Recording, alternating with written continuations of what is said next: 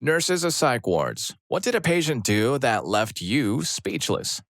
Probably the saddest was a resident I had a long time ago. Now, this gentleman was a World War II vet with Alzheimer's and dementia. Probably once or twice a month, he would relive some battle he was in. He would literally run up the hallway and grab you and yell at you to get down behind the sandbags. He would then tell you to take his Thompson because it was too heavy for him. He would just use his pistol. Then he would get up and run back down the hallway. This guy was old, and seeing him run full sprint like that up and down the hallway during one of his episodes was surreal. I can't imagine having to constantly relive the worst moments of your life where you witnessed and survived the unspeakable horrors of war. Yeah, he probably had the best cardio in the facility, though. I mean, from a positive POV. But hey, World War II training, still paying off. Story 2. My grandma has had Alzheimer's for a very long time, almost 10 years. Her and my grandfather were not married anymore. There was a lot of bad beef between them, and honestly, my grandma was a witch before MS, and Alzheimer's destroyed who she was. But he came and lived with her to take care of her once the symptoms started showing up. He cared for her until he had a heart attack and had a defibrillator put into his chest. He couldn't care for her anymore. He refused to let her go into the home, but my dad and his sister made the difficult decision to go against his wishes. He stopped talking to any of my immediate family for around 6 years. Then he got extremely sick and almost passed away. He recovered and was put into the same nursing home as my grandmother to start doing physical therapy and get his strength back. My grandmother always remembered him, and they would visit every day, and my grandfather would make her blush, calling her the prettiest gal he's ever seen despite her messy, greasy hair and whiskers, holding her hand and just sitting there, staring at each other. Unfortunately, due to complications, he stopped breathing one night and passed away. My dad and aunt tried to break the news to her gently, and she began to cry and didn't stop for 2 hours. They eventually left, but when my dad went to see her the next day to check on her, she had forgotten. It was heartbreaking, but my dad decided the kindest thing to do was move on and not discuss my grandfather's passing with her again. Story 3. I played a show once with a trumpet player who was also a home administrator for a facility that specializes in memory care. He told me about one of their patients who had been a professional musician in his earlier days. He was always playing the piano, but he only remembered one song, Darktown Strutter's Ball. The staff had tried everything to keep him from constantly playing the same song endlessly, but couldn't come up with an effective way to keep him from playing the song. He would bust the piano open if they locked it. He would find it if they hid it. Eventually, the administrator happened to be on that floor when the pianist was looking for his instrument and saw the behavior and the agitation it caused when he couldn't find it and said, "What are you doing? It's break time. Don't play through your break. Go over to the bar and get a drink." That satisfied the pianist and helped him to understand that he didn't need to play the piano at that moment. Story 4. Not a nurse, a pharmacist. Had one of our clozapine patients miss a monthly meeting to discuss their medication, called around and found out she was in the ICU, then visited her mother for coffee. I had a friend told me of another patient, made a cut and reopened it regularly until the whole thing was a scar tissue cavern, by some miracle avoiding infection. Started using his pocket to hold pens and coins and anything he could collect in his ward.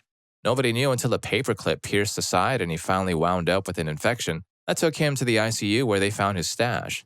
Story 5. When I was in nursing school, I had a clinical in the state-funded psych ward downtown. I was assigned to sit with this one girl to monitor her behavior. She spent about 30 minutes doing nothing but eating pudding cups with a plastic spoon. She ate like 6 of them in half an hour. Then, out of nowhere, she very calmly licked her spoon completely clean and pulled her shirt sleeve up before shoving the entire spoon into an incision in her arm near her bicep. Then very calmly said, "Oops." The nurse that worked there didn't believe me. They kept saying I was making it up and that I couldn't have seen what I saw. Only later on, like 4 hours later, it was a 12-hour clinical. The orderly notices the girl had some stains on her shirt. He took her into her room to change her clothes and noticed that an incision on her arm had dehisced and had been hurt, then eventually agreed to send her to the hospital for testing. Apparently, the girl had slowly been picking at the sutures and opening it bit by bit until it was deep enough to fit an entire plastic spoon. The girl admitted that the oops was because it had gotten sucked in and couldn't be pulled out, not because she stuck a spoon in her arm. Totally bizarre. Story 6. Not a nurse, but I was a patient in a psych ward.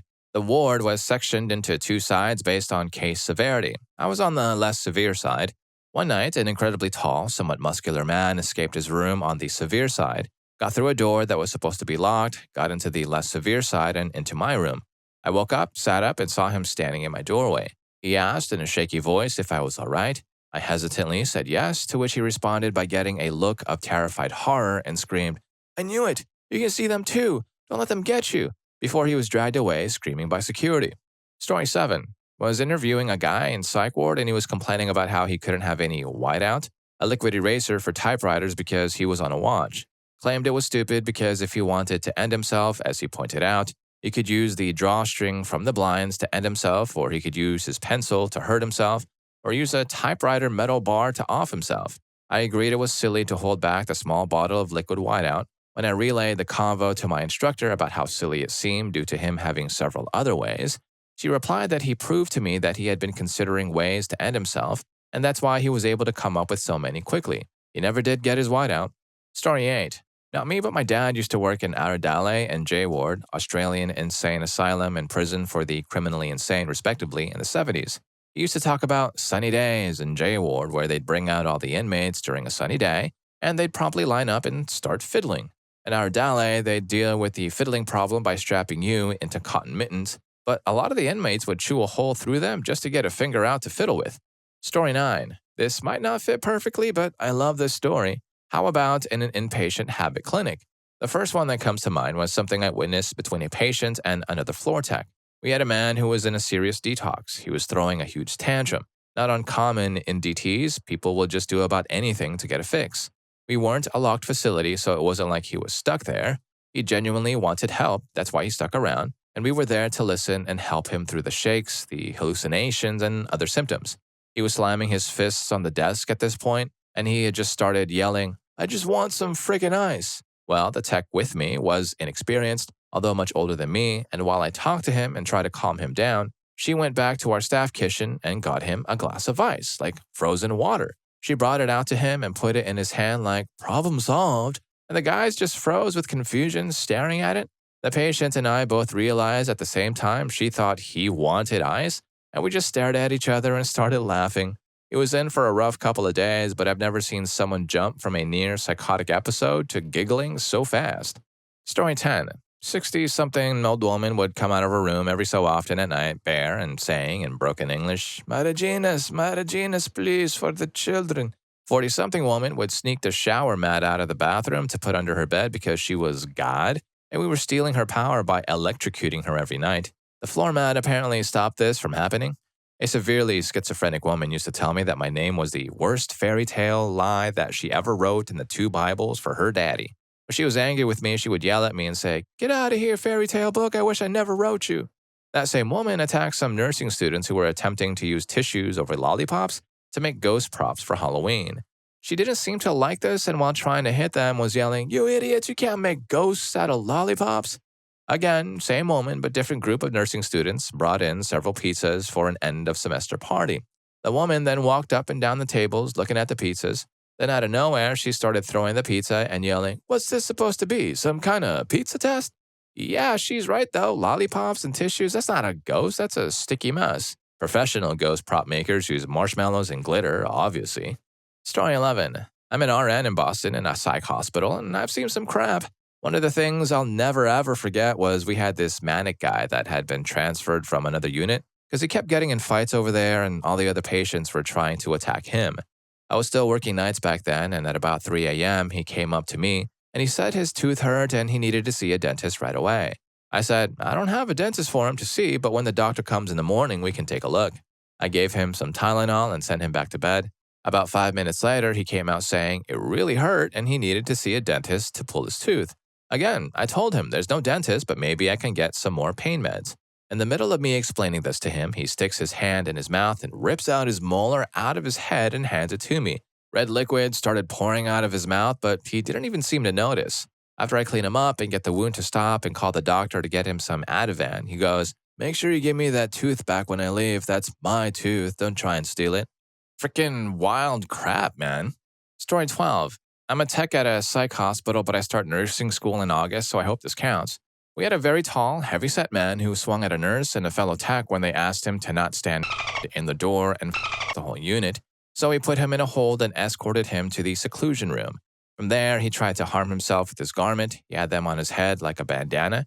So we opened the door and took those away. Then he whizzed all over the floor, did push-ups.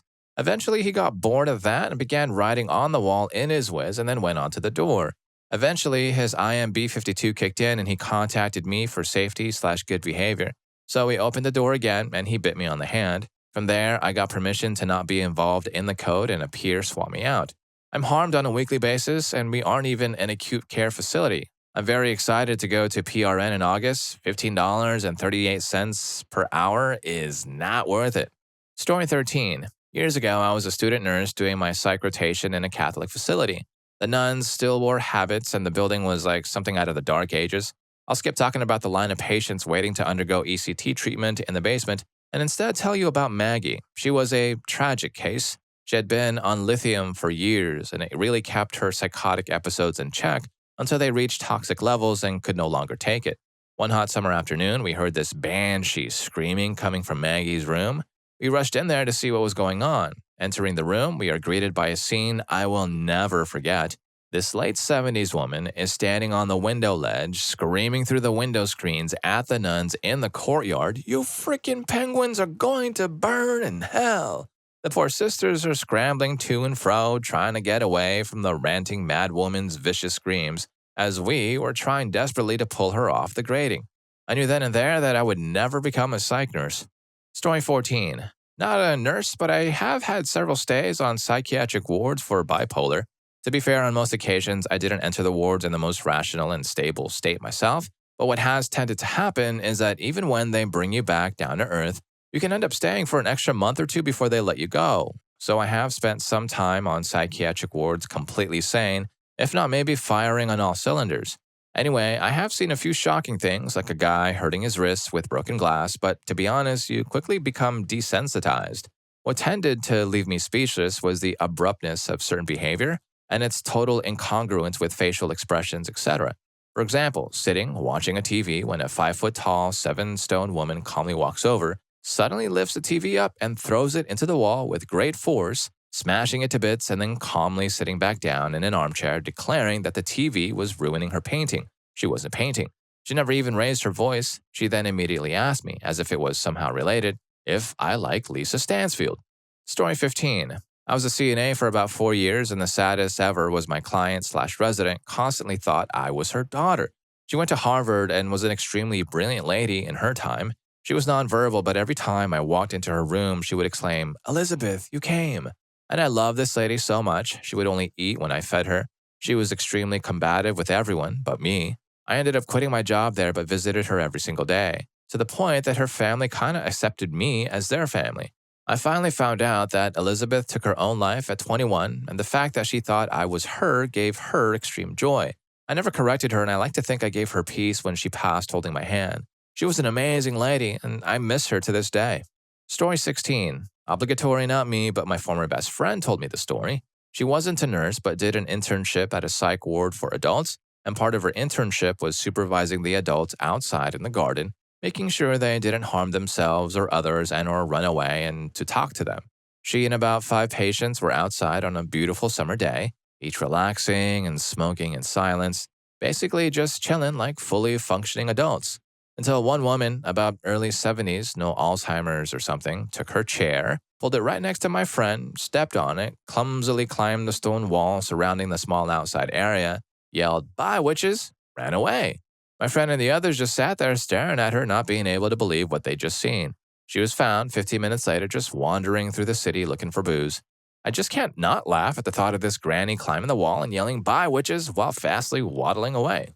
Story 17. We had an older black lady who would walk up and down the ward constantly mumbling and never stopped. I think she would get something like Thorazine to calm her down, but she would fight it and her eyes would be all droopy and she'd slow down, but she kept going. Nobody understood a word she said, and she was there for at least over 6 months. She was punched out once by a patient while he was on the phone because she kept walking by ranting, and he just lost it. Anyway, I'm up there doing a patrol one day. I was security, and she's ranting and walking up and down the ward as usual, and they call her to come get her meal. She sits down and opens her tray and stops ranting and states clearly as day, "I didn't order no diabetic tray," which every last person turned to her and all of our mouths were wide open. That was the only thing she ever said clearly. Story 18. Nursing student here, also not my story, a friend of mine that is a nurse in a psychiatric hospital. Some context, some of the patients were outside sitting on the benches and walking around, and she was walking with some other patient. There was a patient standing by a door. Dude is like 200 kilograms, around 450 pounds. Actual story, a skinny guy was smoking and just minding his own business. when out of the blue, he starts running and just spears the 200-kilogram guy into the door like a steel and glass door, and then just walks out of there like he does nothing.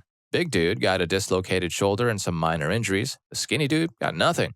I don't know what triggered the dude to throw himself at a dude 3-4 times larger than him. Story 19. My ex's mom used to work at a Broadmoor hospital for years. For those unaware, Broadmoor is a very famous asylum for the criminally insane in the UK. She said the strangest thing is how normal the patients were because of all the meds they were on. They're like children, eager to please. She met Peter Sutcliffe, aka the Yorkshire Ripper, numerous times and just said he was nice to everyone, although he was attacked a few times. Her scariest moment for sure, though, involved this huge, fat black guy who terminated animals and eventually a person by sitting on their chest while he'd try his best to watch their faces as they passed away. Anyway, he was very nice and helpful to everyone, and eventually my ex's mom let her guard down around him. He came with her to get something, and as they went into a room, he closed the door behind him and just stood there. My ex's mom pressed her panic button that all staff kept with them and then used her training to try and keep him calm and stall for security, but it was no luck as he attacked her. Luckily for her, though, as part of her training at Broadmoor also included some self-defense techniques that even the smallest woman could employ. Basically, she just used her finger knuckles to press into the sides of his ribs and he let go of her long enough for her to escape. She did it to me once, and I'll side with the crazy fat black guy on this. It's incredibly painful. Story 20. ED nurse here, but our ED has a specific section for psych emergency, so this counts. The bathroom in this hall is right next to the guards' monitor. They share a wall. The bathroom also has one of those pass-through cabinets you use to give a sample at the doctor's office. Anyway, one day we're dealing with a patient we knew well. Unfortunately, he had multiple complex psych issues, which led him to being with us quite a lot. He was mostly reasonable, but when he got angry, he'd be a handful. Well, one day, one of our docs went in to speak with this patient and somehow made him really angry, and then walked out of the room. The encounter was over as far as the doc was concerned. This led security to have to address this guy's behavior because he became aggressive and began throwing things and shouting, etc. He and the security guard get into it and aren't best friends, to put it mildly. A few minutes later, he has to go to the bathroom. He walks in and is seemingly behaving himself when he yells, "Surprise, witch!" and throws his crap through this pass-through window straight at the guard. I obviously didn't show any reaction at the time, but I laughed until I cried after I'd walked out. Story 21. Oh my goodness, I'm a PCT at a mental facility. I have so many stories. Once, we had to put a guy in seclusion, and there is a small inset window to observe them through when in seclusion, and they are on constant observation. The man we put in seclusion was psychotic and targeting me. It was impressive. I've seen into the all-seeing eye. Had a patient once get a picture off the wall, I don't know how they are bolted to a brick wall, and run down the hallway screaming, "I'm a cat burglar, I'm the Joker." Another patient abruptly stood up and gave chase screaming, "I'm Batman, witch." Once had a patient crap in his sink because his bathroom door was locked. Someone was on their way to unlock his door, but since it was immediate, he proceeded to crap in his sink. I was doing room checks and saw a pair of legs with pants at their ankles hanging off the edge of the sink. And if you're enjoying the video so far, please don't forget to hit that subscribe and like button for more videos just like this. Story 22. Going to a different route here, as while the other stories seem to focus on the shocking and negative challenging behaviors. I'm not a nurse, but I am a support worker. We currently have a patient who, when he was admitted, was extremely aggressive, not physically, and impatient. He was unable to wait for anything for longer than 2 seconds, barely spoke to anybody unless it was on a needs basis, and wouldn't or couldn't do anything for himself. Fast forward 6 weeks and he has stopped me in my tracks multiple times. The first time he said please when he asked for something. The first time he agreed to make his breakfast himself. The first time he asked how I was when he saw me, and probably the most rewarding of all was when he smiled at me and said good morning. Story 23. Not a nurse, but used to be a police officer. We got called to a psych ward where a guy was smashing up his room. Okay, fair enough. We got there and the room was one where it had plywood-based furniture that was attached to the walls and floor. It had a solid door with an inch-thick safety glass with wire in. He had ripped apart every bit of furniture apart from the bed with his bare hands, ripped the lights from the ceiling, ripped the sockets out of the walls. This is in the UK, so proper old brick and plaster walls, and had smashed a hole in the door window. He had absolutely no weapons in the room and had done all of this with his bare hands. I got there when one of my colleagues was standing outside the door with a shield and the patient was crashing into the door so hard that plaster dust was falling from the ceiling. He then managed to break through his window that led outside, also an inch thick, and he got out onto the roof. They had to talk him down and eventually got him in, and a load of us escorted him to a room filled with only furniture and made from foam and padding, and the doctor gave him a powerful sedative and then quickly backed out the door whilst waiting for it to work. They took him to a psychiatric intensive care unit. I'll never forget the amount of damage he did. The room was sprayed with red liquid and looked like he'd smashed it up with a sledgehammer, and he had only used his bare hands and the crappy furniture. The more insane thing was he was about 5 feet 6 inches max and looked about 140 pounds max. He was a small man, but his psychotic break gave him insane superhuman strength. Story 24. I'm a trans man, female to male, and pass very well. Almost none of my coworkers or patients know I'm trans. Sometimes I have to stop taking testosterone for a while. However, the physical effects of T are mostly permanent, and the ones that aren't permanent take months to years to wear off. So any changes during these periods are subtle behavioral stuff. Had a severely psychotic patient come in during the tail end of a year-long break from T. Interacted with him a few times. We did okay together. Get assigned to another part of the building. Don't see him for a few weeks. Start taking T again during this period. I'd just taken my second dose of T when we crossed paths again. He immediately perked up with a big smile. Northern Hackberry, you became a man again. Could have knocked me over with a feather. Has never said anything remotely like that to me before or since, except that he's hung up on comparing facial hair. Turns out, psychotic patients are the ultimate T detectors. Move over lab tests. Story 25. Not me, but my mother, who worked at a psychiatric hospital in southern Illinois in the 60s. She was in her 20s at the time and had to wear the whites and little white hat while on duty. She had long black hair that she'd let down during her breaks. She was sitting at a table, hair down, smoking a cigarette, as nurses did on breaks in hospitals in the 1960s, when she felt someone running their fingers through her hair behind her. Then she heard a deep male voice saying, "Pretty, pretty," as he pulled his fingers through her hair. She realized the patient had somehow made it into the break room. She said she kind of froze, and he spent a few more seconds petting her hair, muttering, "Pretty, pretty," before someone got him and gently took him back to his room.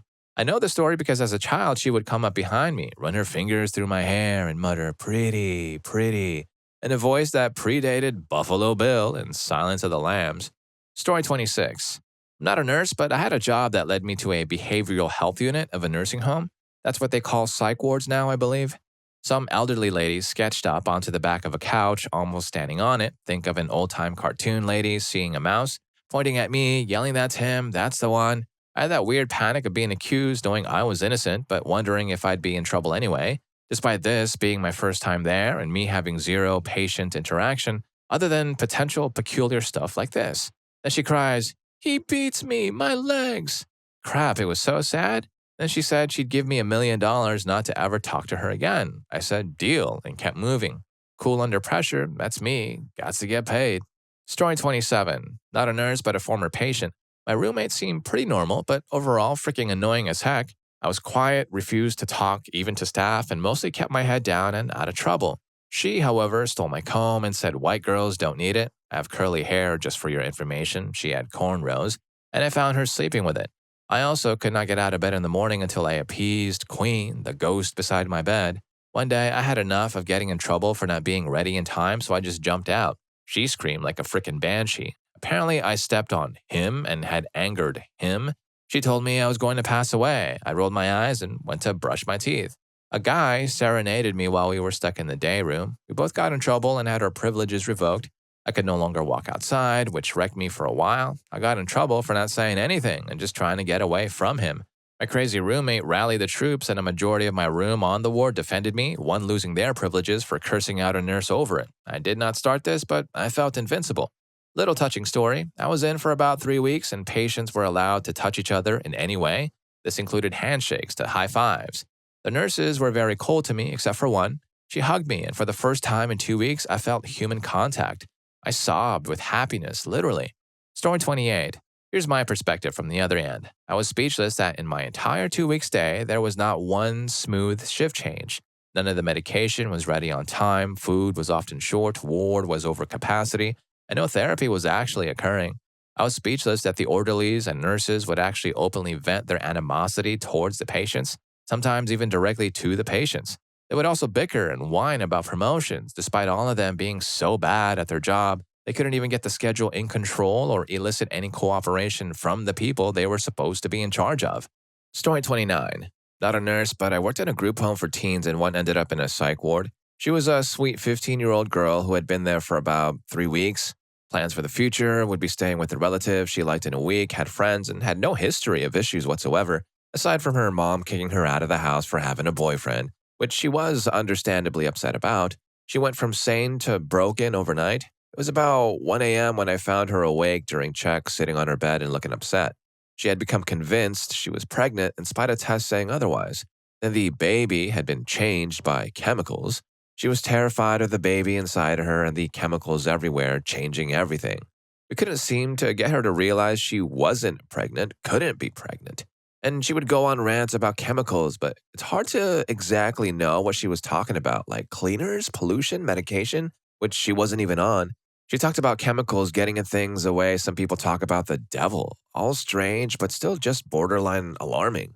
Then the clock started talking to her and telling her what to do, some of which involved herself and knocking her head against the wall. This is when we called authorities. She then basically became incoherent in a word salad kind of way and was unresponsive to us even when we got between her and the wall she was thumping. It was like we weren't there for her.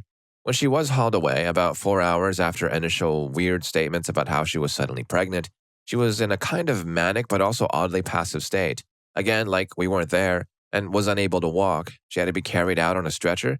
She was mentally somewhere else entirely. It was terrifying watching herself collapse so quickly and completely. Story 30. My aunt is an OT who works with a lot of brain trauma patients, and sadly, some of these cases are worse than most psych unit cases. One kid had a motorcycle accident at 20 and was in her ward for over a year. In that time, he developed hallucinations of a horse who walked the halls and who was antagonistic toward anyone except him. He was sort of gleeful about it too, like they would be about to leave the room, and he would just casually say, "The horse is right outside. I wouldn't go out there right now if I were you. He's going to hurt you." All with a smile on his face and a chuckle in his voice.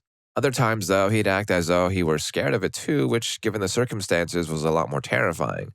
He would also sometimes smear crap around and blame it on the horse. Terrible, terrible story. Story 31. Not a nurse, but as a phlebotomist that would be occasionally going to the psychiatric floors for sample draws, I had to be extremely careful with supplies that I took with me in the room, and I made sure I had to leave with every piece of plastic I left behind. Whether the patient was violent or not, I always wanted to have a staff member with me. But anyway, I was drawing samples from an 8-ish-year-old boy, and he was asking me questions I wasn't sure how to answer, to a pediatric psych patient. So I would ask him questions about his favorite foods, and he told me that he doesn't sleep at night because it's too dangerous. Not sure if the parents did anything violent to the boy at night. He told me that his favorite food was peanut butter because he was a dog. At the surface, it might just seem like a kid playing around, but I have no idea what kind of cruelty this kid has endured, and I'm pretty sure he was messed up because of his parents, and that's why he was there. Just the way he was acting and his mannerisms weren't like a normal kid. I saw bite mark scars on him, and he mentioned something about people biting him. It was weird. Story 32. I had a patient that was a 26-year-old man. He was bipolar, schizoaffective with OCD, and some mental delays, came to the hospital. He also substances frequently. He came up to the neural floor on the 7th floor already in hard restraints because he was pulling at lines, swinging punches, screaming and threatening us. He was hallucinating, saying someone was making him say things he didn't mean. Absolutely no inhibition from this guy. I always prophylactically pulled Haldol and Zyprexa to have on hand just for this special guy. If he didn't get what he wanted, even if he simply didn't sleep well, he would literally go off. Each time we tried to bathe him, change him, give him meds, he would thump against the bed frame or try to hit us. He was lewd and would try to fiddle all the time as well. He had endocarditis, an infection of the heart valves, and had to have IV antibiotics. He would literally pull his IV like 3 times a day. He finally got a central line in his neck, and we also put padded mittens as well as restraints. His mother guilt-tripped the doctor into telling me to remove his restraints one day. Of course, he took off down the hall screaming. He shoved people in the elevator and removed his central line in the elevator among MDs, RNs, and visitors. Security came, and we had to literally apply pressure to his neck as the guards took each limb and carried him back to the room. He was there for like 2 weeks. The nice thing is they discontinued his heart monitor. I wonder why. And he went to med-surg when the right pressures were applied. Psych patients are everywhere. I've worked in the psych and acute settings, and it's actually worse at the hospitals. They are usually off their meds, had just attempted to end it all or harmed themselves. and or are having a breakdown or medical problems on top of a mental illness. It's the hospital that has to stabilize them and get them medically stable. In my psych, I actually had a lot of downtime and pretty lax days. When stuff hits the fan, there are always people around to help. Story 33. I was a patient for a month in a mental health facility for an attempt, and before you can go to a group and receive constant therapy and personal care, you have to sit and wait in a huge area with a bunch of other crazy people. But these guys were legit crazy, and it made me feel like the sanest person on earth. Everyone has a chair and gets spiked up and is forced to watch FX Movies channel. And this guy, the first day I was in, started walking around all frantic. He had Down syndrome along with another mental handicap because I've never seen a person with Downs this violent. A nurse just walked past him, and this guy just started wailing on this nurse. Other nurses came and they basically held the heck out of the dude, but not before the crazy guy crapped himself and started laughing hysterically. It smelled awful, and they dragged him off and got someone to clean it quickly. But oh my God, the smell? People were retching, and it carried into the next morning. And in the morning, a doctor came by and asked everyone questions like, "Do you feel like you want to end it all?" So when it was my turn and he asked me, I said, "Don't you smell the crap in here? Of course I want to end myself." Yeah, they didn't find that funny, but I did. Story 34. I got a few. Young lady in her 20s taking her mess and rubbing it around her face, saying it was good skincare. Patients were taken out for a patio break. One of the patients decided to eat something off the ground, thinking it was chocolate. Patient was at a high risk for fall and needed constant one-on-one supervision and assistance with pretty much everything. On the day of her discharge, she got up out of her wheelchair and said she could walk the whole time and gave us the middle finger. One of our bigger patients was able to bust down the fire escape door by ramming himself into it a few times. He was wearing nothing but a towel. He AWOL'd but came back on his own about 4 hours later with a metal bowl on his head. When I read through his chart, he apparently walked in wearing nothing but a towel and a metal bowl on his head and was so mad that they took away the bowl during admission that he tried hurting the admission nurse. The bowl was obviously taken away again. A patient was about to somehow climb the fence to escape even though our fences are covered with mesh. We still have no idea how he did it, and the technician watching him says he was just in disbelief seeing it. I wish I was able to see it for myself, to be honest. Story 35. I got admitted to a psych ward when I was 19 for stealing my mom's Vicodin. I took 6 pills. I was surrounded by nice people except for the one older woman who was having a psychotic break trying to escape every 20 minutes. I was there for 10 days, and one day I walked toward the cafeteria and the door to my right opened, threw my shoes off, and I ran. I made it 6 miles down the road with no shoes. The people in charge couldn't believe it. They said they've never seen someone run so fast. I told them to live in those conditions for a bit, then they'll be running like the cops are chasing them for freedom. Those places are freaking awful, and I don't think they do anything but push pills on vulnerable sick people. Story 36. Sometimes you give baby dolls to dementia patients because it gives them an activity. Caring for and rocking a baby doll can have a calming effect and improve mood. I once had a patient in the later stages of vascular dementia who was very agitated. When not much else was working, we gave her a baby doll. She calmed down and started rocking the doll, and I went back to charting. Then I heard her start crying. I went around the desk to try and comfort her. I wasn't sure what was wrong, but patients just cry sometimes. When I sat down next to her, she said, "I know this baby ain't real." Then she began sobbing inconsolably. I put my arm around her and let her cry. I just sat there with her, silently letting her cry. Not my favorite mental health story, but it was a literal time that a patient just left me speechless. Story 37. Not a psych ward, but might as well have been. I was a corrections officer working nights. On a random Tuesday morning at around 3 a.m., we got a phone call that state police were bringing in a rowdy female. All available corrections officers met the trooper in the garage. The young woman was screaming and yelling in the back of the police car. She was maybe 5'5", 110 pounds. We opened the door and immediately she started messing with us. We get a mask on her and carry her into a holding cell, kicking and screaming. We got her calmed down enough to remove the handcuffs and spit mask. After we closed the door, she crapped in the middle of the floor. Without hesitation, she picks up the crap and throws it at the window on the cell door. No biggie, seen this type of behavior before. Then she starts finger painting on the window, stick figures. Eventually, she gets bored with her artwork and explores the 8x8 cell further. She then decides to clean off her hands. Once she's cleaned herself, she sits on the half wall that gives you privacy while using the toilet that she should have used earlier. By now, everyone is past disgusted despite doing the job for many years and seeing it all. I stop watching at this point because my eyes have seen enough. Then I hear my coworker yell, "What the heck?" I look into the cell and she has her whole hand inside. She takes a second, looks at her hand, then flings this disgusting substance at the window next to the door. Sploosh. Thankfully, she decided to go to bed after. Day shift was understandably angry that the cell wasn't cleaned before their shift. The judge said that the report I wrote was the most disgusting thing he's ever read. Story 38. Not a nurse, but I do work within a hospital. When I first started there in my department a while ago, there was a lady I worked with. She was an older lady, about 50-ish, and she was the sweetest thing ever. Really helped me learn the job, very patient, and kind of even got me lunch a few times. Basically, she was a everyone-loving grandmother who wouldn't hurt a soul. After about a month of our department being very busy and us all being stressed, she snapped and had a mental breakdown. She did a 180 in personality and tried to end the nurses, the staff, and her family. Took her a while to snap out of it, but she was never the same and never came back to work. From what I heard, she never leaves the house now. Such a loss to lose such a kind soul in the world. And if any of these stories got to you, here's more for you. YouTube thinks you're going to love this. I'll catch you in that video.